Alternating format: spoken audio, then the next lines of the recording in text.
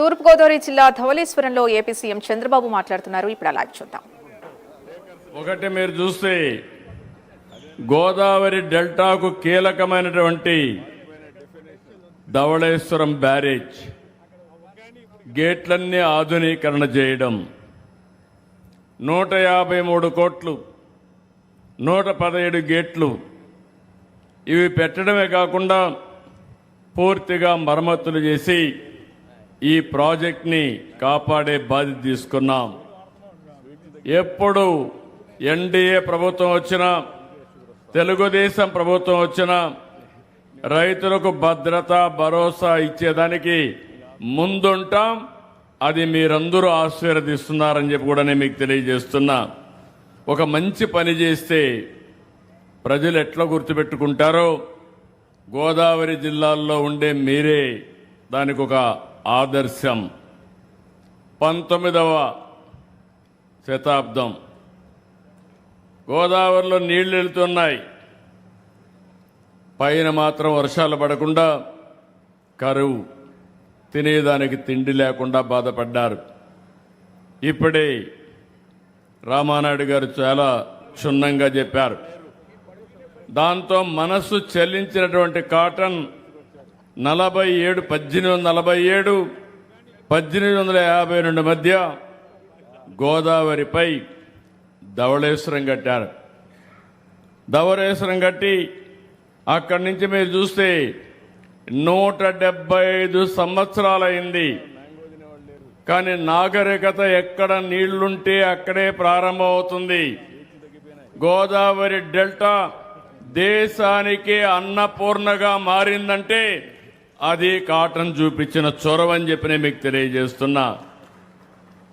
మీ నిజాయితీ నీతి మీద చూస్తే నేను ఎప్పుడు కూడా గోదావరి జిల్లాలను అభినందిస్తూనే ఉంటాను. మంచి చేస్తే మంచి అంటారు, మంచి చేయకపోతే దగ్గర కూడా చేర్చరు. మీ మనసే మంచి మనసు, మీ ఆలోచనలు కూడా స్వచ్ఛమైనటివి. అందుకే మీరు ఈ రోజు కూడా చూస్తే కాటన్ దొరది ఆయన బ్రిటిష్కి వెళ్ళిపోయినా, బ్రిటిష్ వాళ్ళు వెళ్ళిపోయినా శాశ్వతంగా మీ గుండెల్లో పెట్టుకొని ఊరూరు ఆయన విగ్రహాన్ని పెట్టి పూజిస్తున్నారంటే అది మీకుండే గౌరవభావం. అయితే ఆ రోజు ఆయన చేశారు. తర్వాత రాను రాను ప్రకాశం బ్యారేజీని కూడా నూతనంగా నిర్మాణం చేయాల్సి వచ్చింది. ఏసీ మిత్రా కమిటీ సిఫారసు చేశారు. 1970 నుంచి 80 వరకు నూతన బ్యారేజ్ నిర్మించారు. ఆ రోజు మన నాయకుడు ఎన్టీ రామారావు గారు మొట్టమొదటిసారిగా నూతన బ్యారేజీని ప్రారంభించారు. ఆ విషయం కూడా మనం గుర్తుపెట్టుకోవాల్సిన అవసరం ఉంది. అంత మునుపు ఒక పంటకే నీళ్లు ఇచ్చేవాళ్ళం, అది కూడా కొంత భాగానికే నీళ్లు ఇచ్చేవాళ్ళం. దీనివల్ల 2.9 టీఎంసీ నీళ్లు నిల్వ చేసి 32.28 లక్షల క్యూసిక్స్ వరద తట్టుకునే విధంగా ఆ నిర్మాణం జరిగింది. 10,13,000 ఎకరాలకు సాగునీరు అందించే పరిస్థితి వచ్చింది.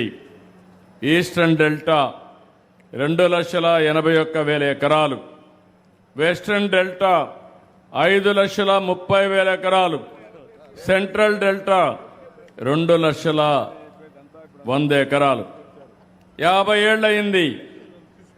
గేట్లు, మోటార్లు, ఎలక్ట్రికల్ వ్యవస్థలు దెబ్బతిన్నాయి. 2014లో నేను వస్తానని 32 కోట్ల రూపాయలు శాంక్షన్ చేసి 194 గేట్లు, 64 గేట్లు మరమ్మతులు చేసిన ఘనత ఆనాటి తెలుగుదేశం ప్రభుత్వానికే దక్కింది. మిగిలింది కంటిన్యూగా చేయాల్సిన అవసరం ఉంది. మీ అందరికీ తెలుసు, తర్వాత వచ్చిన ప్రభుత్వం గేట్లు మార్చడమే కాదు, గేట్లు కొట్టుకోబోతే కూడా గేట్లు పెట్టలేని పరిస్థితి, గ్రీస్ వేయలేని పరిస్థితి, ఇలాంటి చాలా సమస్యలు వచ్చి ఇబ్బంది పడే పరిస్థితికి వచ్చారు. ఈరోజు మళ్ళీ మనం వస్తానే ఆధునీకరణ కోసం 13 కోట్ల రూపాయలతో లైడార్ సర్వే కూడా విజయవంతంగా నిర్వహించాం. ఈరోజు మీరు చూస్తే 2027కి పూర్తి చేసే విధంగా 9 నెలల్లో పూర్తి చేసే విధంగా అన్ని గేట్ల నిర్మాణానికి ఈరోజు ముందుకు పోయామని చెప్పి కూడా నేను మీకు తెలియజేస్తున్నా. మీ అందరికీ ఒకటే హామీ ఇస్తున్నా. ఇప్పుడే నేను మాట్లాడాను.